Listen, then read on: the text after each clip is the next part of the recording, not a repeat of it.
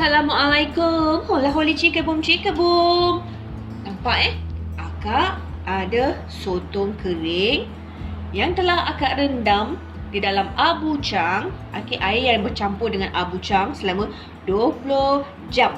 Lama kan? Okey, kenapa akak rendam sotong kering ni sampai kembang selama 20 jam? Sebab sotong yang akak beli ni adalah sotong kering grade A.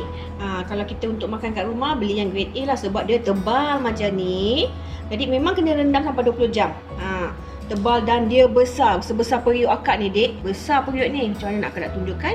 Dia besar. Tengok kepala dia dan juga dia punya janggut dia panjang.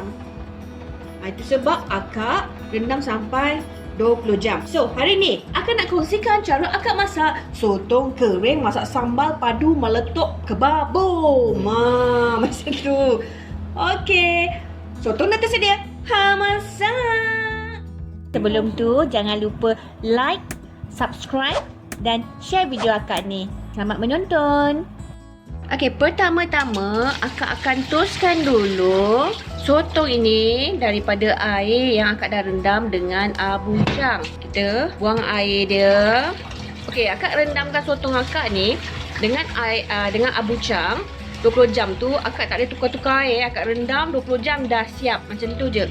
Akak tak ada tukar air, tak ada letak abu cang lagi. Okey, abu cang yang akak gunakan dalam 180 hingga 200 gram. Dan sotong yang akak gunakan ni adalah sebanyak 500 gram. Ada perbezaan antara rendaman sotong kering dengan tiga benda yang boleh jadikan ubat sotong adalah abu cang, air abu dan juga soda bikarbonat. Tapi akak lebih suka gunakan abu cang. Sesetengah tempat panggil abu cang tu tawas. Tapi kalau tawas sebenarnya dia clear. Bentuk dia bentuk batu yang clear. Tapi kalau abu cang, bentuk batu dia tu macam soda bikarbonat yang keras. Okay, dia adalah dalam keturunan soda bikarbonat sebenarnya abu cang tu. Okay, tapi sebab dia jenis yang dah padat, jadi dia lebih mudah untuk mengembangkan sotong. Okay, tu sotongnya. Okay, akak akan basuh sotong ni dan akak akan potong. Okay, selepas potong ada next step. Kita tak boleh terus masak aja lepas potong sotong.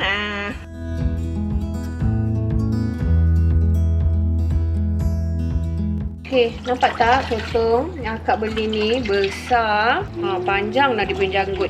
Okey, akak akan tunjukkan macam mana akak potong sotong untuk dimasak sambal tumis sotong ya.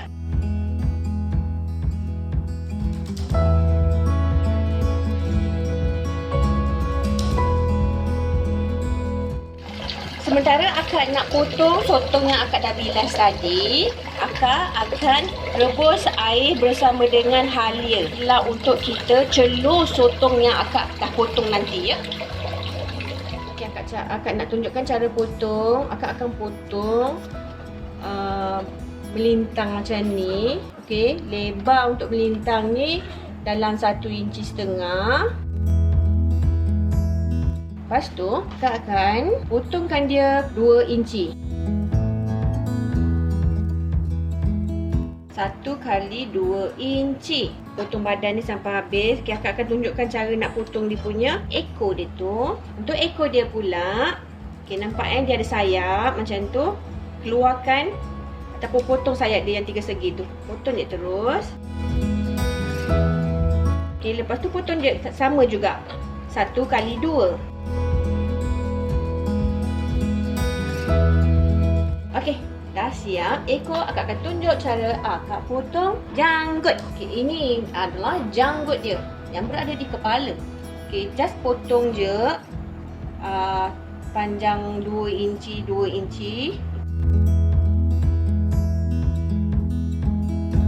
Supaya kita senang nak makan, tak adalah kita termakan lepas tu tercekik dekat tekak kita sebab dia panjang sangat. Mana tahu ada orang makan dia tak gigit kan? Dia telan je, tercekik.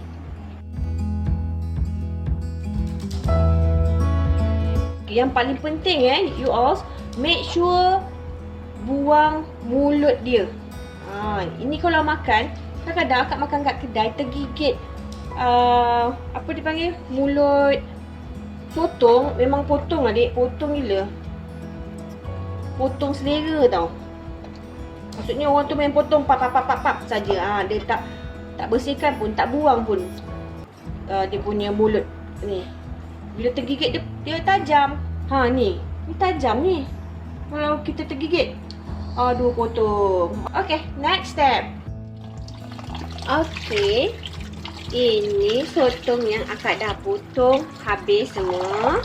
Cucikan dia. Sebab apa kita nak cucikan dia? Kita nak buang ubat sotong tu. Ubat sotong tu kalau you all pegang, dia licin dek. Licin-licin macam tu. Kalau tak basuh tangan lepas pegang ubat sotong tu, tangan kita gatal macam ini. Jadi kita kena make sure yang kita buang ubat tu daripada sotong. Sebab sotong ni kita nak makan kan. Okey, salah satu caranya adalah dengan merebus dia. Selepas kita dah cuci bersih macam ni, kita akan rebuskan dia. Okay, next step. Okay, dekat sini akak ada air yang dah berdidih. Okay, akak didihkan dengan hirisan halia. Okay, akak akan masukkan sotong yang telah akak cuci tadi. Akak akan biarkan sotong akak direbus dalam 10 minit untuk buangkan rasa ubat sotong ataupun rasa abucang. Kita tunggu 10 minit.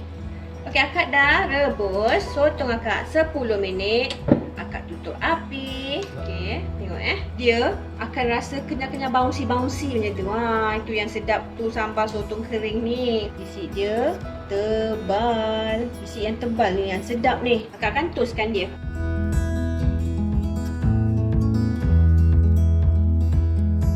Okey, macam ni. Akak dah toskan daripada air rebusan. Akak akan basuh dan toskan lagi sekali. Itu saja. Okey, ini sotong yang akak dah bilas selepas akak rebus tadi. Okey, sekarang akak nak buat bahan untuk masak sambal. Okey, akak hiris 1 biji bawang besar. 1 biji bawang besar, 2 ulas bawang putih. Untuk ini untuk akak tumis awal-awal.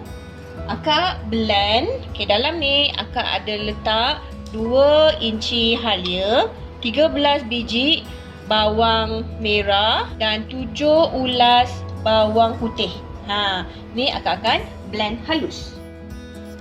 Dekat sini pula akak dah rebus lada kering. Okey, lada kering ni akak dah potong kecil atau akak gunting 2 ke potong kecil ke tak kisah. Lepas tu akak rebus sampai lembut. Okey, nanti akak tunjukkan cara akak blend sampai tak ada biji sebab akak ni kalau makan sambal akak tak suka ada berbiji-biji sambal tu. Terselit-selit kat gigi memang potong deh. Okey.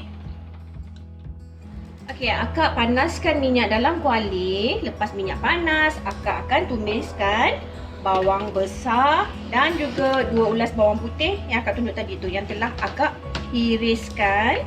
Okey, akak akan tumis 2 bawang ni sampai dia layu. Untuk masak sambal sotong atau untuk masak sambal lah pastikan cukup minyak. Akak letak minyak banyak ni sebab akak punya sotong adalah sebanyak 500 gram. So minyak akak akan ekstra sikit. Okay, kadang kan bila orang kata okey tumis bahan-bahan sampai layu atau naik bau. Kadang kalau kita tak pernah masak, kita pun tak tahu dah layu ke, dah naik bau ke. Dia confuse kan? Okay, akak akan tunjukkan apa yang dinamakan dia dah layu. Okay, kalau nak cerita naik bau, memang you all tak bau lah kan. Bau ketiak sendiri je. Okay, kalau orang kata sampai layu, okay, akak tunjuk layu macam mana. Kalau macam gini, dia belum layu. Okay, dia belum layu. Akak akan tunjukkan dia layu macam mana Kalau kita nak cerita tentang naik bau, masa kita kopek bawang pun dah ada bau bawang. Kan? Masa goreng macam gini pun awal-awal masuk pun dah ada bau. Apa yang dikatakan naik bau? Naik bau tu kan, macam you all akan rasa akan bau bawang yang garing. Itu naik bau. Kita masak, okay, bahan kita boleh kongsi. Okay. Cara tu yang selalunya orang macam tak perasan yang menyebabkan makanan tu sedap atau tak. Masak ni memang kena sabar. Tak boleh bila dah masuk je tumis tu, dah ada bau-bau gitu. Terus masuk bahan lain. Itu yang rasa macam asal dia masak lain, aku masak lain. Dia macam tu jadinya. Okey, sekarang ni akan nak tunjuk. Okey, macam gini. Ini dia dah layu. Nampak bawang yang ni dia macam dia jadi translucent Macam nak cakap? Bawang tu dia punya color tu dia dah tak apa dia panggil? Dia dah jadi jernih sikit. Dia dah jadi jernih, maksudnya dia dah layu. Okey. Kalau dia dah jadi coklat, maksudnya dia dah hangus. Okey. Ni dia jernih. Okey. So dah macam ini, maksudnya bawang kita dah layu dan bau dia dah garing. Akak akan masukkan bawang yang akak blend pula. Blend bawang yang akak dah kisar. Okey, gaul. Bagi dia rata kat minyak. Okey, yang ni pula step yang kedua. Ni cerita masak sambal ikut pengalaman akak masak sambal. Akak tak tahulah pengalaman yang orang-orang lain Ni akak kongsikan cara akak masak sambal. Okey, bila dah masuk bahan yang kedua ni, step yang kedua, step bahan kisar, selalunya orang boleh masukkan dengan lada sekali. Tapi cara akak suka garingkan bawang kisar ni dulu. Jadi kita punya masakan tu dia akan jadi lagi sedap dan tahan lama. Sambal tu akan jadi tahan lama. Jadi itu sebab akak keringkan dulu air bawang ni. Okey? Okey, akak dah letakkan akak punya lada kering yang akak dah rebus selama setengah jam sampai lembut. Akak letakkan dalam blender untuk akak blender. Okey, kat sini akak letakkan dalam 1 liter lada kering cili kering akak ni sampai 1 liter dia punya tanda. Akak letakkan setengah liter air. Akak akan masukkan 1 ulas bawang putih sebab untuk antioksida, maksudnya bawang cili kisar kita tahan lama. Kadang akak tak gunakan semua pun lada ni yang akak dah kisar. Akak ikut senduk. Akak akan masukkan minyak masak. Okey, minyak masak akak akan masukkan dalam 200 ml. Okey, tadi kan air kat sini. Okey, bila masukkan minyak tu dah dekat sini. Sebab minyak kan terapung, jadi macam 3/4 lah minyaknya. Sebab bila kita letakkan minyak tu akan tolong untuk melicinkan proses kisaran tu sampai dia akan kisar kita punya biji cili kering tu sampai hancur habis, tak ada biji dek. Okey, so akak akan blend sekarang. Okey, akak punya cili kering dah kisar halus. Okey, akak tunjukkan Okey, akak punya bawang kisar yang akak tumis dah kering. Nampak dah kering Akak masukkan cili kisar akak dalam 7 sendok besar.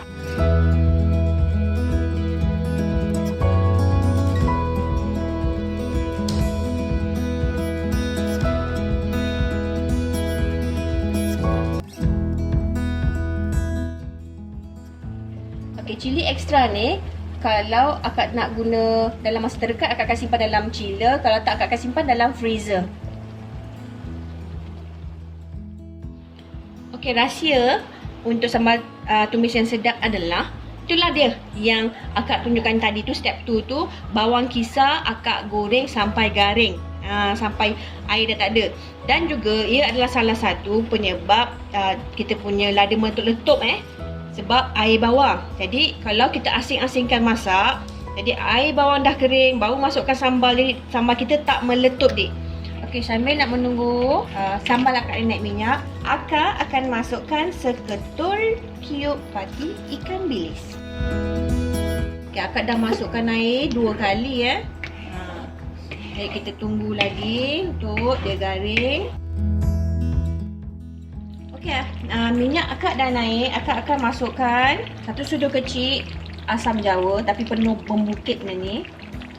Okey, asam jawa yang akak gunakan ni asam jawa ekstra, jadi tak perlu letak banyak, tapi dia rasa ekstra kau tu asam. Akak letakkan irisan bawang besar, akak letak 2 ketul 2 biji bawang besar iris. Gula akak letak 5 sudu besar. Okey, gula dan garam ni ikut cita rasa. Kalau suka manis, bolehlah letak 20 sudu. Okay, garam akak akan letak 3 sudu. Lepas tu baru akak rasa. Bila rasa akak akan adjust. Kita adjust. Nampak cantik kan? Minyak dia naik, nampak tu. Naik minyak. Cantik, color gelap. Lepas kita kacau-kacau ni, kita rasa. Rasa dia padu tak? Masak sambal, api jangan besar. Sederhana kalau boleh sederhana kecil. Okey, akak dah adjust. Akak adjust gula garam, tambah sikit sana sikit sini. Ikut cita rasa akak. Akak nak tunjuk ni tadi ekstra cili kering yang degil dikisar tu. Okey, kalau nak simpan dalam chiller atau freezer, make sure dia sejuk.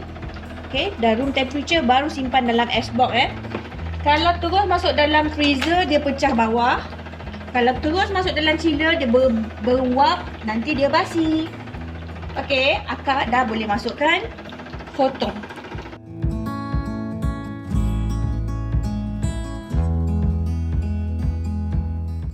Okey, akak akan tambahkan air. Okey, tambahkan air supaya sambal akak dan sotong ni dia mesra.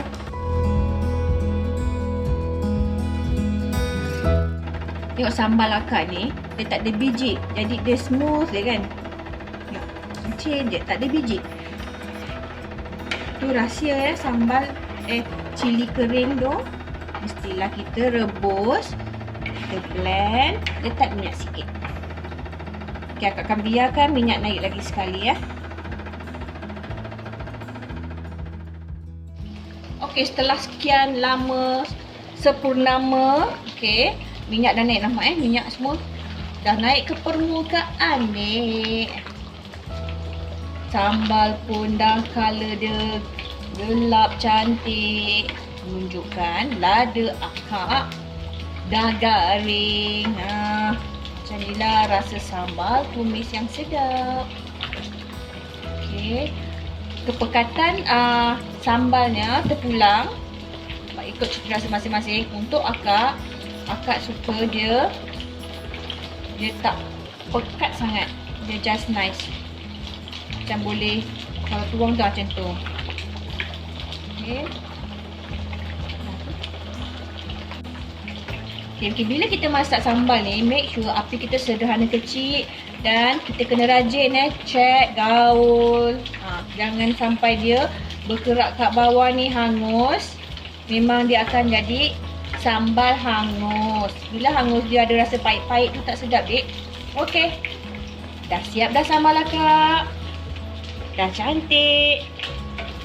Semua dah masak, akak dah rasa semua dah sedap, dah balance. Akak tutup api. So, apa tunggu lagi? Sambal sotong kering dah siap. Bon appetit. Terima kasih kerana menonton. Selamat mencuba.